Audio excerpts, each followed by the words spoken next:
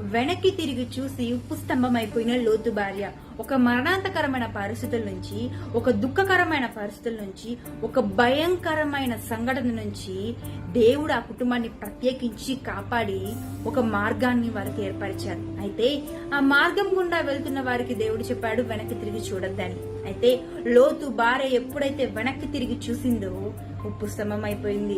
ఈ రోజు మనం మునుపటి మన గడచిపోయిన పరిస్థితులను వెనక్కి తిరిగి చూసి ఆ ఒక రోజును జ్ఞాపకం తెచ్చుకొని జీవితాన్ని నాశనం చేసుకుంటున్నామేమో.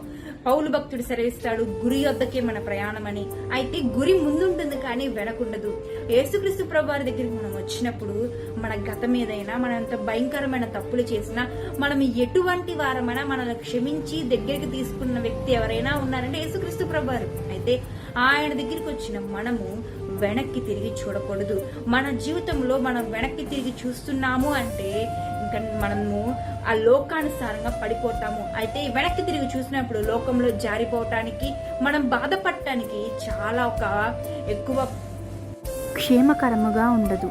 అయితే ఎప్పుడైతే మనము మన ముందున్న గురి వైపు మనము లక్ష్యం పెట్టుకొని పరిగెడతామో యేసుక్రీస్తు ప్రభువారు మన కొరకు దాచిపెట్టిన మేలు మనము పొందుకుంటాము. అయితే ఈరోజు నీవు నీ గత జీవితం గురించి బాధపడుతూ గతాన్ని చూస్తున్నావా, లేకపోతే దేవుడు నీ కొరకు ఏర్పరిచిన గమ్యం కొరకు పరిగెడుతున్నావా?